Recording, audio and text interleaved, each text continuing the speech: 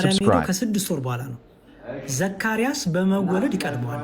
ግን ምን አለ ዘካርያስ? አዎ በመወለድ እኔ ቀድመዋል አለ። ምክንያቱም ይኸው ከኔ በኋላ ይመጣል አለ። ግን ደግሞ ከኔ በኋላ የሚመጣው ከኔ በፊት ነበር አለ። እንዴ ክርስቶስ ሰው ብቻ ከሆነ እንዴት ከቀደመው ከታላቁ በመወለድ ከቀደመው ከዮሐንስ በፊት እንዴት ነበረ ቢባል እርሱ አምላክ ነበርና፣ ቅድም ብዬሽ ነበረ ሊመጣ ነው አልተባለም? ያ የነበረው ያ በሰማይ ሁሉን የፈጠረው ያ ሊገለጥ ነው አላለም? ስለዚህ በፊት የነበረው ምን ሆነ? መጣ ከዮሐንስ ኋላ ማለት ነው። ስለዚህ ምን አለ ዮሐንስ ሲመሰክር? ከኔ በፊት ነበር አለ። ከኔ በፊት ማለት ነው የኔ ፈጣሪ ነው የኔ አምላክ ነው እያለ ዮሐንስ መሰከረ። ኢየሱስ ክርስቶስ ስለራሱ ደግሞ ምን ተናገረ የሚለው ጥቂት ጥቅሶች ልስጥሽና ከዛ እንሄዳለን። ኢየሱስ ክርስቶስ በዮሐንስ ወንጌል ምዕራፍ 3 ላይ እንዲህ ብሎ ተናገረ። ምን አለ? አንደኛ ጥቅስ ያዥ እንግዲህ። ኢየሱስም መልሶ እንዲህ አለው፣ ከሰማይ ከወረደው በቀር ወደ ሰማይ ወጣ ማንም የለም፣ እርሱም በሰማይ የሚኖረው የሰው ልጅ ነው ይላል። ኢየሱስ ክርስቶስ የሰው ልጅ ይባላል። ከድንግል ማርያም ስለተወለደ የሰው ልጅ። ገብርኤል ደግሞ ብሎ ነገራት ቅድም እናት ልጅሽ እንደሆነ የምትወልጁ የእግዚአብሔር ልጅ ነው አላት። ስለዚህ አስቀድሞ የእግዚአብሔር ልጅ የነበረው ኋላም ከድንግል ማርያም ስተወለደ ማን ተባለ? የሰው ልጅ ተባለ። ስለዚህ ምን አለ ክርስቶስ ስለ ራሱ ሲናገር? ከሰማይ ወርጃለሁ አለ። ከሰማይ ከወረደ በቀር ወደ ሰማይ ወጣ ማንም የለም። አስተው እዚህ ጋር ሊንዳ ወደ ሰማይ ወጡ እኮ ብዙዎች አሉ። እነ ኤልያስ እነ ሄኖክ የተባሉ ደጋግ አባቶች ሌሎችም ወደ ሰማይ ወጥተዋል። የእነሱ ግን ከሰማይ አልመጡም። እነሱ እናት አባት አሏቸው፣ ከምድር ነው የተወለዱት። ጸጋ እግዚአብሔር ስለበዛላቸው ወደ ሰማይ ወጡ። ጌታ ግን ምንድን ያለው? ከሰማይ ከወረደው በቀር አለ። ከሰማይ ከወረደ ጌታ አስቀድሞ በሰማይ የነበረው ነው ማለት ነው። እሺ ድንገት ከድንግል ማርያም የመጣ አይደለም። እርሱ ድንግል ማርያም አምላኬ እንደምትለው የድንግል ማርያም ፈጣሪዋ ራሱ ነው። ስለዚህ ከሰማይ የነበረ ነው። ወይ ሰማይ ሲባል በክብሩ የነበረ ነው ማለት ነው። በክብሩ ልክ ሰማይ ቀና ብለሽ ስታየው እንደማደርሽበት የማይታየው የነበረው በሰማይ የነበረው በክብሩ የነበረው በድንግል ማርያም ስጋ ተገለጠ። ስለዚህ ክርስቶስ ስላሉ ሲናገር ብሎ ተናገረ፣ ከሰማይ ወርጃለሁ አለ ማለት ነው። ከሰማይ የሚወርደው ምን እንዲሆን ነው? እርሱ በሰማይ የነበረው በክብሩ የነበረው በአምላክነቱ የነበረው ኢየሱስ ክርስቶስ ስለሆነ ማለት ነው። ሌላ ጥቅሶችም ይጨምርል። እስካሁን ያለው እንዴት ነው ሊንዳ? አመሰግናለሁ። የመጀመሪያ ጥያቄ ኢየሱስ እግዚአብሔር ነው? አዎ እግዚአብሔር ስንል ሊንዳዬ፣ እግዚአብሔር ስንል እኛ የምናወራው ይኸውልሽ የእግዚአብሔር ስሙ ማነው? ሙሴ ህዝቦች ጋር ላከው፣ እግዚአብሔር ላከው ወደ ፈርዖን እና ሌሎችም። እሺ ማን ልበል? ስምህን ማን ብዬ ልንገራቸው ሲለው እግዚአብሔር ምን አለው? ያህዌ ይበለዋል። ያህዌ ማለት ያለና የሚኖር ማለት ነው። እግዚአብሔር ማለት ሊንዳ ግዕዝ ነው። ግዕዝ ነው። ምን የሚል? ምክንያቱም ከግሪኩ እና ከሂብሩ ወደ ግዕዝ ነው የተተረጎመ። የእግዚአብሔር ስሙ ያህዌ፣ ኤሎሄም፣ አዶናይ፣ ኤልሻዳ የሚሉ ስሞች አሉት። እነዚህ ስሞቹ ማንነቱን የሚገልጡ ናቸው። እግዚአብሔር ስንል የዓለማት ጌታ፣ የዓለማት ፈጣሪ፣ የዓለማት ገዢ እያልን ነው። ስለዚህ ክርስቶስ ደግሞ የዓለማት ፈጣሪ ነው። ቅድም እንዳልኩሽ ዓለማቱን የተፈጠሩት በምንድን ይላል? በቃል። ቃል ደግሞ ኢየሱስ ክርስቶስ ነው ብለናል። ስለዚህ የዓለማት ጌታ እግዚአብሔር ማለት የዓለማት ጌታ፣ የዓለማት ፈጣሪ፣ የህዝቡ ሁሉ ጌታ ማለት ስለሆነ ኢየሱስ ክርስቶስ ደግሞ ቅድም እንዳሳዩት ትንቢቱ ላይ ምን ይላል? የሰላም አለቃ፣ የሰላም ንጉሥ፣ መካር፣ ድንቅ አምላክ ይለው አይደለ? ስለዚህ አዎ ኢየሱስ ክርስቶስ እግዚአብሔር ነው። እግዚአብሔር ማለት ስለሆነ ኃያል፣ ድንቅ፣ መካር፣ ፈጣሪ፣ ገዢ፣ አምላክ የሚለውን ሁሉ ስለሚይዝ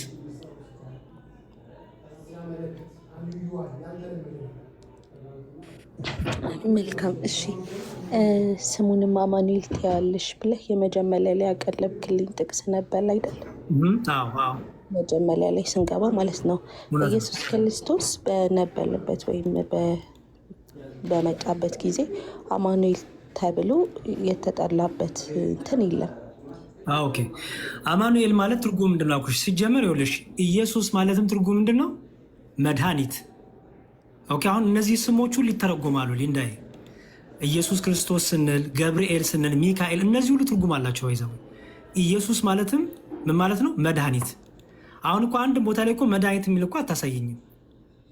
ግን ኢየሱስ የሚለው ስም ትርጉም ምንድን ነው? መድኃኒት። አማኑኤል የሚለው ስም ትርጉም ምንድን ነው? እግዚአብሔር ከኛ ጋር ሆነ ማለት ነው። ቅድም ምናልን ቃልም ስጋ ሆነ ይልና እንዲያውም የሚላ መሰለሽ ይኸው ቃልም ስጋ ሆነ ካለ በኋላ ይኸው ጸጋንና እውነትን ተሞልቶ በእኛ አደረ ይላል። እሺ ስለዚህ እግዚአብሔር ከኛ ጋር ሆነ ማለት ነው። በእኛ ማል ተገኘ ማለት ነው። ስለዚህ ይሄንን የሚያብራራ ነው። ድንቅ መካር ኃያል የሚለው ሁሉ ቅድም ምኑን ይገልጻሉ ይሻለሁ። ይህን ጥያቄ እንደምታነሺ ስላወቅኩኝ እነዚህ ስሞች ምኖች ናቸው? ምን ይገልጻሉ? ማንነትን ይገልጣሉ። አማኑኤል አሁን ሳይ መድኃኒዓለም እኮ እንላለን እኛ ሊንዳ። መድኃኒዓለም የሚል ስም እኮ መጽሐፍ ቅዱስ አታገኝም። ግን ምን የሚል ትርጉም ለምን እንደው መድኃኒዓለም ምን ነው? እኛ ጌታ ምን አለ? እኔ የዓለም መድኃኒት ነኝ ስላለ መድኃኒዓለም ማለት የዓለም መድኃኒት ማለት ነው ትርጉሙ። አማኑኤል ማለትም እግዚአብሔር ከኛ ጋር ሆነ። ይኸው ቃልም እግዚአብሔር ነበረ፣ ያ ቃል ደግሞ ምን ሆነ? በእኛ አደረ፣ በእኛ መሃል ሆነ፣ ሰው ሆነ እያለን ነው። ስለዚህ እግዚአብሔር ከኛ ጋር ሆነ። አማኑኤል ማለት እግዚአብሔር ከኛ ጋር ሆነ ማለት ነው። ይሄንኑ ነው። ለዚህ ነው አየሽ ትንቢቱን አመጡና ማቴዎስ ምን አለ? ይሄው ትንቢት እኮ ተፈጸመ አለ። የትኛው ትንቢት? ይኸው 1:23 ላይ በነቢይ ከጌታ ዘንድ እነሆ ድንግት ትጸንሳለች፣ ልጅም ትወልዳለች፣ ስሙንም አማኑኤል ብላ የተባሉ ይፈጸም ዘንድ ይህ ሁሉ ሆኗል፣ ትርጓሜውም እግዚአብሔር ከኛ ጋራ የሚል ነው ይላል። አዩ ስለዚህ አማኑኤል የሚለው እግዚአብሔር ከኛ ጋራ ሆነ። አማኑኤል ስንል በመካከላችን እግዚአብሔር ተገኘ ማለት ነው እና በዛም ተቀምጧል ማለት ነው ሊንዳ። መልካም። ስለዚህ ኢየሱስ ማለት እግዚአብሔር ማለት ነው አይደል? ኢየሱስ ማለት ቀጥታ ትርጉሙ ነግሬሻለሁ። ይኸውልሽ ኢየሱስ ማለት ትርጉሙ መድኃኒት ማለት ነው። ግን ደግሞ ኢየሱስ ማን ነው ካልሽኝ ኢየሱስ እግዚአብሔር ነው ልሻለሁ። ኢየሱስ ግን የስሙ ትርጉም ነው ካልሽኝ መድኃኒት፣ አዳኝ፣ ፈዋሽ ማለት ነው። ያ ኢየሱስ ግን እግዚአብሔር ነው ነው። እኛ እግዚአብሔር ስንል አብንም ወልድንም መንፈስ ቅዱስ። ምክንያቱም እግዚአብሔር የሚለው ስልጣንን ነው የሚያሳየው፣ አምላክነትን ገዢነትን የሚያሳይ ነው። በስጋ ከተወለደ በኋላ የወጣለት ስም ነው ኢየሱስ የሚለው ለማለት ነው። ባጭሩ ጌንዳ በስጋ ከመገለጡ በፊት ቅድም የሚያሳይቻለው ቃል አይደለም የሚለው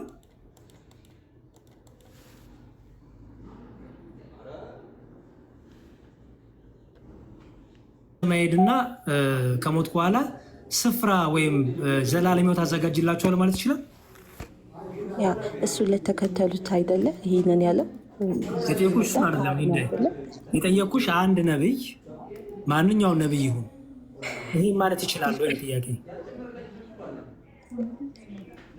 እኔ አዘጋጃለሁ በሰማይ እኔ ቦታ አዘጋጃለሁ ማለት ይችላል ነብይ? ስፍራ አዘጋጅላችኋለሁ አለ። ያ እሱን ለተከተሉት ይሄንን ያለ ይመስለኛል። ለማናለ እኮ አይደለም ጥያቄ ሊንዳ፣ ጥያቄ ለማናለ ሳይሆን አንድ ነቢይ ማንኛውን ሙሴ የሚሆን አብርሃም ይሁን ሌላም ነቢይ አሁን እነሱ በስጋ ተለይተውናል ያለ ሌላ ነቢይ የለም ማለት ይችላሉ። ጥያቄ ያላሉበት ምክንያት ለምንድን ነው? ይሄን የማለት ስልጣን አላቸው?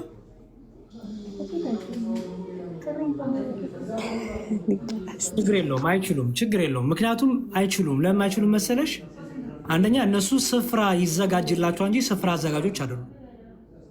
ስፍራ የሚያዘጋጀው እግዚአብሔር ነው። ሕይወትን የሚሰጠን እግዚአብሔር ነው።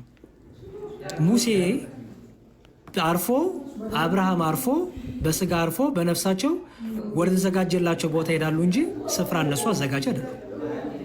ስለዚህ ክርስቶስ ምን አለ? ይኸው በአባቴ ቤት ብዙ መኖሪያ አለ አለ። በሰማይ በመንግስት ሳይ ማለት ነው። የዘላለም ሕይወት አለ የተዘጋጅላችሁ ነው። ከዛ በዛ ደግሞ ስፍራ አዘጋጅላችኋለሁ ይሄዳሉ አለ። ሄጄም ስፍራ ባዘጋጀውላችሁ እኔ ባለሁበት እናንተ ደግሞ እንድትሆኑ ሁለተኛ እመጣለሁ ወደ እኔም ወስዳችኋለሁ ይላል። እሺ ሁለተኛ እመጣለሁ ወደ እኔም ወስዳችኋለሁ። አሁንም ጥያቄ ልጠይቅሽ፣ ከነቢያት ማንም ነብይ ይሄን ማለት ይችላል? ተመልሼ እመጣለሁ በዓለም መጨረሻ ላይ ከዛ ወደ አዘጋጀውላችሁ ቦታ ከኔ ጋር ወስዳችኋለሁ ማለት ይችላል?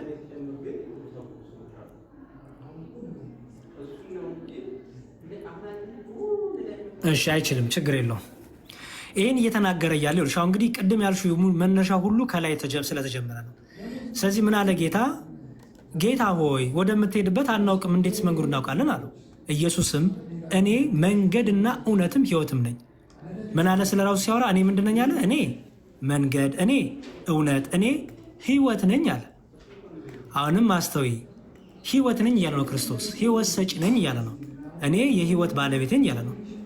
እንዲሁም በእኔ በቀር ወደ አብ የሚመጣ የለም አለ። እኔን ካላመናችሁ ወደ አባቴም ጭራሽ አትደርሱም አለ። ቀጠልና እኔንስ ብታውቁኝ አባቴን ደግሞ ባወቃችሁ ነበር። ከአሁን ጀምራችሁ ታውቁታላችሁ፣ አይታችሁትማል አለ። ምን ማለት ነው? በስራው እኔን ስታምኑ በእኔ የሚደረገውን ነገር ሁሉ የአባቴ እንደሆነ ወቁና እመኑ አለና ፊልጶስ ነው ጌታ ሆይ አብን አሳየና ይበቃናል አለ። ጌታ ምን አለው? ይህን ያ ዘመን ከአንተ ጋር ሰው አታውቀኝምና እኔን ያየ አብን አይቷል። እንዴትስ አንተ አብን አሳየን ትላለህ? እኔ በአብ እንዳለው አብን በእኔ እንዳለ አታምንምን? እሹ የእኔ የምነግራችሁ ቃል ከራሴ አልናገረውም፣ ነገር ግን በእኔ የሚኖረው አብ እርሱ ስራውን ይሰራል። እኔ በአብ እንዳለው አብን በእኔ እንዳለ እመኑኝ። እሹ እውነት እላችኋለሁ በእኔ የሚያምን እኔ የማደርገውን ስራ ደግሞ ያደርጋልና እኔ ወደ አብ ሄዳለሁ፣ አብም ስለ ወልድ እንዲከብር በስሜ የምትለምኑትን ሁሉ አደርገዋለሁ። ይኸው ምን አለ ጌታ? አብ በእኔ አለ፣ እኔም በአብ አለው አለ። እኔ በአባቴ ያለው አባቴም በእኔ አለ አለ። ከዛ ምን አለ? የምነግራችሁ ከአባቴ የተለየ ነገር አይደለም ነው። ከራሴ አልናገረውም ሲል ከአባቴ የተለየ ነገር ልዩ ነገር አለ የምነግራችሁ። እኔ የምነግራችሁ የአባቴን ነው፣ ምክንያቱም እኔ በአብ አለው አብም በእኔ አለና። ከዛ ምን አለ? እኔ ሲሄድ አለ በስሜ የምትለምኑት ሁሉ እኔ አደርገዋለሁ። ማናቸውኑ ነገር በስሜ ብትለምኑ እኔ አደርገዋለሁ። ሊንዳ ይሄንን አንድ ነቢይ ማለት ይችላል? ወይም አንድ ሰው ወደ ሰማይ እሄዳለሁ፣ በቃ በስሜ ለምነኝ እኔ አደርገዋለሁ፣ ማናቸውኑ ነገር በስሜ ብትለምኑ እኔ አደርገዋለሁ ማለት ይችላል አንድ ሰው ወይም አንድ ነቢይ? ሊንዳ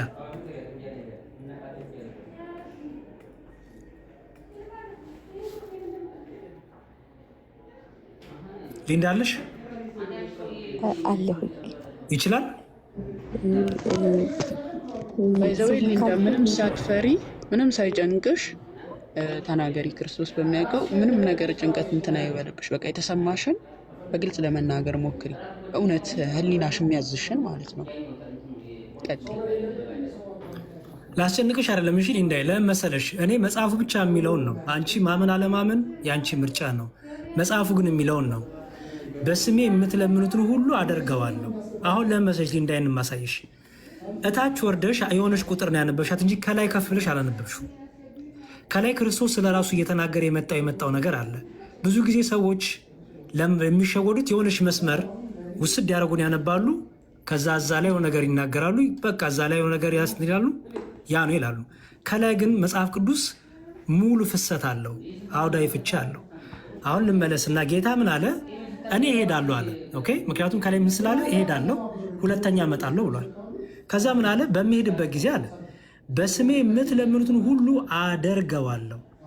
ማናቸውን ነገር በስሜ ብትለምኑ እኔ ይላል። እኔ አለ እኔ አደርገዋለሁ። ይሄንን አንድ ነቢይ ወይም አንድ ሰው ይሄን ማለት ይችላል? ሊንዳ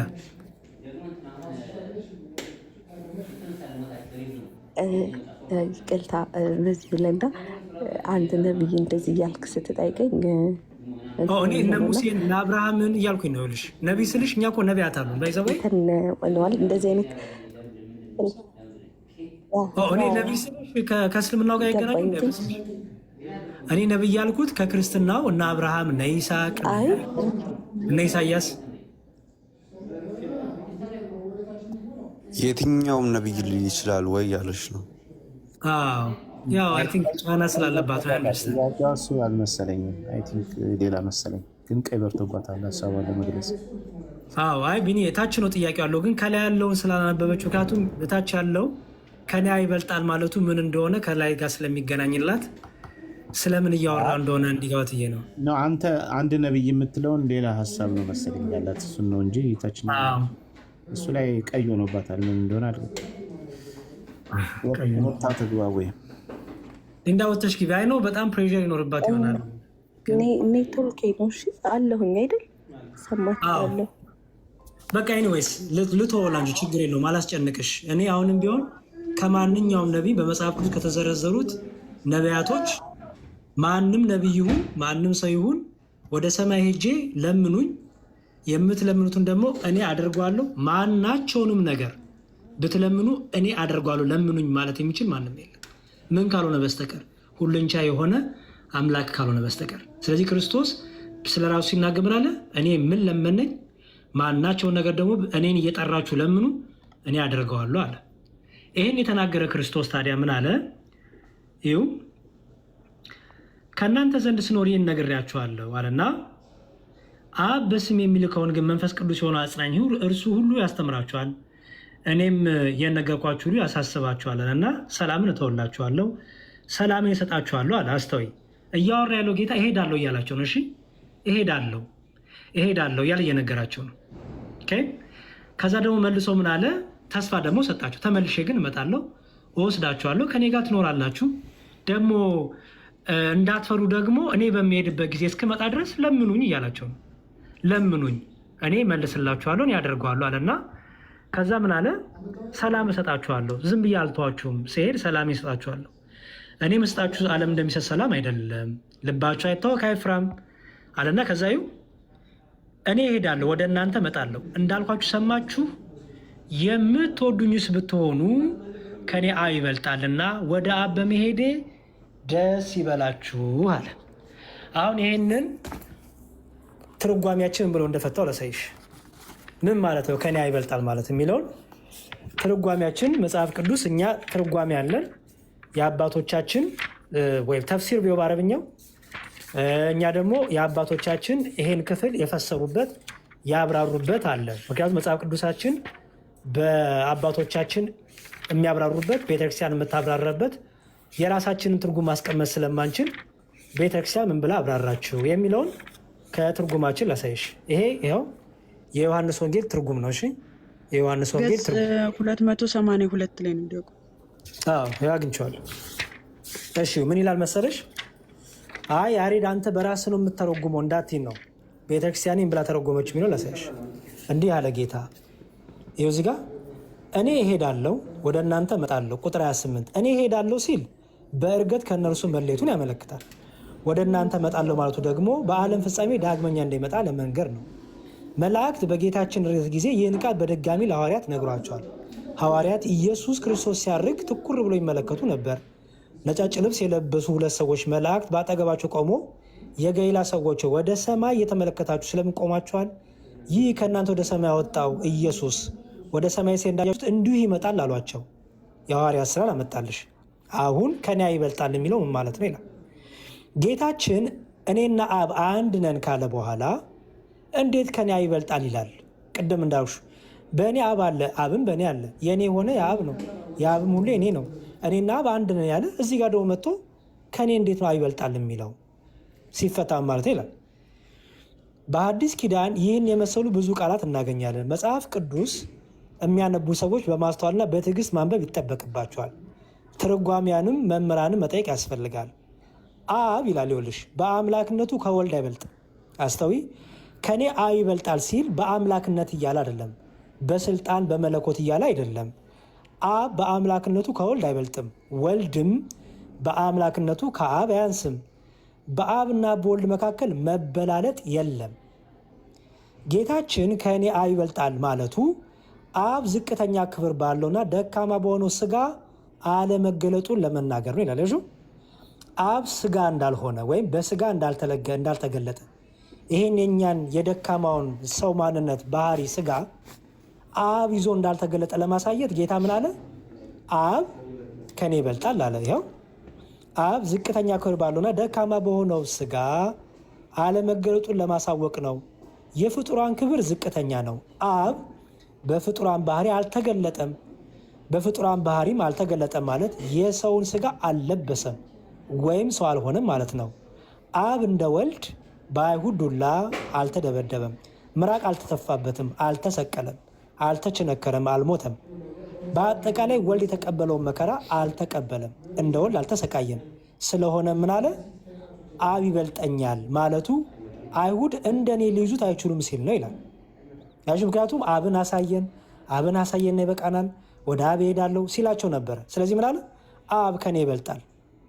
ምክንያቱም ምን እያቸው ነው ጌታ? እያዛለሁ፣ ይይዙኛል፣ ይገሉኛል፣ ደግሞ እነሳለሁ ከሞት ከዛ ደግሞ ወደ እናንተ እመጣለሁ እያላቸው ነው። ስለዚህ ያን እየተናገረ ምን አለ? ከኔ ይበልጣል አለ። ከኔ ይበልጣል ማለቱ ማለት ነው አብ በስጋ አልተገለጠም። በስጋ ስላልተገለጠስ እንደኔ ልትይዙት በሰው ስላልተገለጠ በስጋ ስላልተገለጠ ልትይዙት አትችሉም ሲል ነው እንጂ በአብና በወልድ መካከል የአምላክነት መበላለጥ፣ የስልጣን መበላለጥ፣ የመለኮት መበላለጥ መተናነስ ኖሮ አይደለም ይላል። ወልድ ግን ቀዳማዊ ሰማያዊ አምላክ ቢሆን የሰውን ስጋ በመልበሱ ትሁት ነው ይላል። አይሹ እኔ የዋህ በልቤም ትሁት ነኝ ይላል ማቴዎስ 11:29። ስለዚህ ክርስቶስም የሰውን ስጋ በመልበሱ ትህትናውን ደግሞ ሲያሳይ ምን አለ? ከኔ አባቴ ይበልጣል አለ። ስለዚህ ትርጓሜያችን ይኸውልሽ መጽሐፍ ቅዱሳችን እና የቤተክርስቲያናችን ኮመንተሪ ወይም ተፍሲሮች ወይም ትርጓሜዎች ይሄን ክፍል የሚያስቀምጡት ብዙ ክርስቲያን ያልሆኑ ሰዎች እንደሚረዱት እንደሚሉት ሳይሆን ይኸው የእኛ ትርጉም የአባቶቻችን ትርጉም ይሄ ነው። መጽሐፍ ቅዱስ የምንተረጉምበት የምናነብበት የምናጠናበት ይሄ ነው። ከኔ ይበልጣል ማለቱ ይሄ ነው።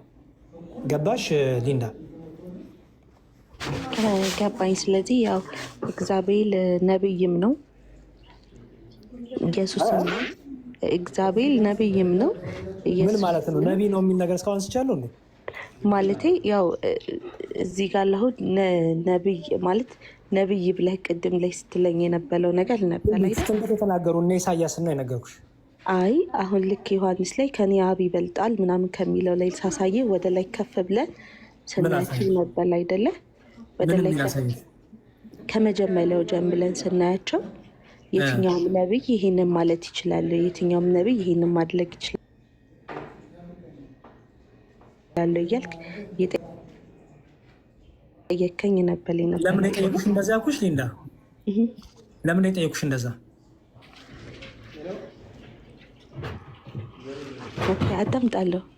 አይ ለምን የጠየቁሽ? አይ አዳምጪ ሳይሆን ለምን የጠየቁሽ ይመስልሻል?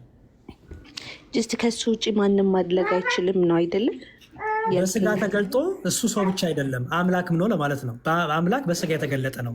ሌሎቹ ምንም አይነት ጸጋ ምንም አይነት የነብይነት ማድረግ ቢኖራቸው ክርስቶስ አምላክ ስለሆነ ሰው ብቻ አይደለም። እነሱ ሰው ብቻ ናቸው። ክርስቶስ ግን በስጋ የተገለጠ አምላክ ነውና ምን አለ? ለምኑኝ፣ የምትለምኑትን ሁሉ እኔ አደርገዋለሁ። ማናቸውን ነገር በስሜ ብትለምኑ አደርገዋለሁ። ይሄ በምድር ላይ አይደለም። ይኸው ከሄድኩ በኋላ ነው የሚለሹ ወደ አባቴ እሄዳለሁ ነው የሚለው። ከሄድኩ በኋላ ለምኑኝ፣ ስለ ወደ እኔ ለምኑ እያለ ብዙ የሄዱ ሞቶ ያንቀላፉ ነቢያት አሉ። እነሱ ግን ለምኑኝ ስማችን እየጠራችሁ ወይም እኛ ሁሉ ነገር እናደርጋለን አላሉም። ጌታ አምላክ ነውና በስጋ የተገለጠ መሆኑን ለማሳየት ጌታ አምላክነቱንም የተናገረበት ነው። ቢን እያሰባለ አልተግባባችሁም። አይ እሷ አንተ ቅድም ነብይ እንደዚህ ማድረግ ይችላል ወይ እያልክ ስትላት እሱ ነብይ ሆኖ ያደረገ የመሰላት ነብይም ነው ደግሞ እንደዚህ አድርጓል ብለህ እያልክ ያስረዳት ስለመሰላት አሁን ሀሳብ ለዚህ ነው ቅድም ሀሳቧ እንደዚህ አይደለም ያልኩት። አሁን ሀሳብ ያዘችው ነብይም ነው አምላክም ነው ብላ ነው እየተረዳችው። አንተ ግን የትኛው ነብይ እንደዚህ ያደርጋል ወይ ብለህ ስትጠይቃት እሱ ማንም ነብይ የተባሉ ሁሉ እንደዚህ አላደረጉም፣ እሱ ነብይ አይደለም አምላክ ስለሆነ ነው ይሄን ያደረገው የሚል ሀሳብ ለመስጠት ነው። እሷ ግን ነብይም ሆኖ እንደገና ደግሞ አምላክም ሆኗል ብላ ነው የተረዳችው።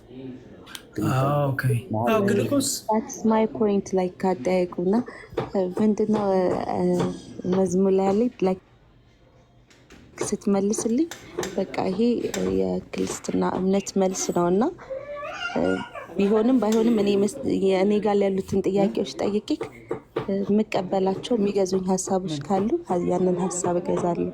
እንደዛ ስለምል ነው ዝም ምለው። እሺ ምንም ችግር የለውም። እኔ እኮ ቅድም ቢንዬ ገብቷት ስለመሰለኝ ነው። ምክንያቱም ነብያ ካጠይቀኝ የደጋገምክ ያለችኝ እኮ ስለገባ ስለመሰለኝ ነው። ቢኒሻይ ግን ካልገባትም ችግር የለውም። እኔ ነብይን ያመጣሁልሽ ሰውን ያመጣሁልሽ ለምንድን ነው? በመጽሐፍ ቅዱሳችን ነቢያት የከበሩ ናቸው። ምንም የከበሩ ቢሆኑ ግን በእኔ ለምኑኝ እኔ ሁሉን አደርጋለሁ አይሉም እያልኩሽ ነው ያለሁት። የኢየሱስ ክርስቶስን ፍጹም አምላክነት በስጋ የተገለጠ አምላክ መሆኑን ለምኑኝ፣ ስሜን እየጠራችሁ ወደ እኔ ጸልዩ፣ ለምኑ፣ እኔ ደግሞ አደርገዋለሁ እንዳል ላሳይሽ ፈልጌ ነው እንጂ በሌላ እንትን አይደለም። ኦኬ ሰው ኤኒዌይስ ትልቁ እሺ ብኔ አጠቃላይ እንትን ምን መሰለሽ ሊንዳ ነቢያት ይህን ማድረግ አይችሉም ነው። ኢየሱስ ነቢይ ቢሆን ኖሮ እንደዚህ አያደርግም የሚለውን ሀሳብ ነው። ጸሎት አይቀበልም ነበር። እኔ ከአብ ጋር እኩል ነኝ አይልም ነበር። ነቢይ ቢሆን የትኛው ነቢይ እንደዚህ አላለም። ስለዚህ እሱ ነቢይ አይደለም፣ እሱ አምላክ ነው። ከአብ ጋር እኩል የሆነ ክብር ያለው አምላክ ነው ለማለት ፈልጎ ነው እንጂ እንደ ሌሎች ነቢይ ወይ ነቢይ ሆኖ ሌሎች ነቢያት ያላደረጉትን እሱ ብቻ ያደረገ አይደለም። እንደዛ አይደለም መዝሙር የተናገረው። እሷ እንደዛ አንደርስታንድ ስላደረገች ነው፣ ስለገባኝ ነው። ቅድም አሪፍ ግን እሺ ለእስራኤል ብቻ ለምን ተላከ? ነቢይ ካልሆነ ለእስራኤል ህዝቦች ብቻ ለምን ተላከ? ለምኖች ብቻ? ለእስራኤል ህዝቦች ለእስራኤል ህዝብ ብቻ ተላከ? ለምን ተላከ ማለት ለእስራኤል ህዝቦች ማለት ዋናው ፐርፐዝ ኢየሱስ የመጣበት ምክንያት ለእስራኤል ህዝቦች ነበር አይደል? ጨርሽ ጥያቄሽን። ያው ጥቅስ አልጠየቅሽም ግን ችግር የለውም። እሺ አስፈላጊ ከሆነ ከኖት ላይ ያወጣለሁ። ሀብሽን እና ጨርሽና ያው ስለምናውቀው ብዙ ጊዜ የሚነሳ ጥያቄ ነቢይ ካልሆነ ዋይ ላይክ ስፔሲፊክ ሆኖ ላይክ ለእስራኤል ብቻ ለምን ተባለ? እናስተላከ ተብሎ ለምን ተነገለ? መልካም እሺ። እኔ ደግሞ አሁን እንትን ልበልና እኔ ብቻ ከማውራ ቢንዬ ደግሞ ሀሳብ ስጧት። እናንተ ትንሽ ልስጣትና እኔም ልተኛ ጠዋት እነሳለሁ። ትንሽ አንድ እኔ መዝሙር የዛ ጋ ሆነ ትከፍትልኛለህ። ምናልባት አንተ ሆሴ 13:4 እና ኢሳያስ 46:11 ላይ እዛ ላይ እንየውና ለምን ምን መሰለሽ ሊንዳይ ምን ይላል መሰለሽ የሚችለው እግዚአብሔር ነው ማለት ነው። ማቴዎስ ወንጌል ምዕራፍ 1 ቁጥር 23 ላይ ደግሞ ኢየሱስ ክርስቶስ አዳኝ ተብሏል። ሰዎችን ሁሉ ከኃጢአት የሚያድን ተብሎ ተነግሮለታል። ከኔ ሌላ መድኃኒት የለም ብሎ እግዚአብሔር ተናግሮ ኢየሱስ አዳኝ ከተባለ ኢየሱስ ክርስቶስ እግዚአብሔር መሆኑ ግልጽ ነው ማለት ነው። ያ ከኔ ሌላ መድኃኒት የለም ሲል የነበረው በብሉይ ኪዳን ላይ የለም ሲል የነበረው እግዚአብሔር እሱ ነው በስጋ የተገለጠው። በኋለኛው ዘመን የዘመኑ ፍጻሜ ሲደርስ በስጋ ተገልጦ ያዳነን እሱ ነው። ዮሐንስ ወንጌል ምዕራፍ 1 ቁጥር 14 ላይ ቃልም ስጋ ሆነ ብሎ ጸጋና እውነትን ተሞልቶ በእኛ አደረ ስለሚል ማለት ነው። በስጋ የተገለጠው አምላክ እሱ ነው ማለት ነው። ስለዚህ አዳኝ መድኃኒት የተባለው ክርስቶስ ስለዚህ ነው። እርሱ በብሉይ ኪዳን ላይ እኔ አዳኝ ነው ከሌላ መድኃኒት የለም ብሎ ሲናገር የነበረው አምላክ በስጋ ስለመጣ ነው። ለእስራኤል ለምንድን ነው የተላከው? ነቢይ እስካልሆነ ለምንድን ነው ተላከ የተባለው? ላልሽው ስፔሲፊክ ሆኖ ላይክ ተላከ ነው የሚለውና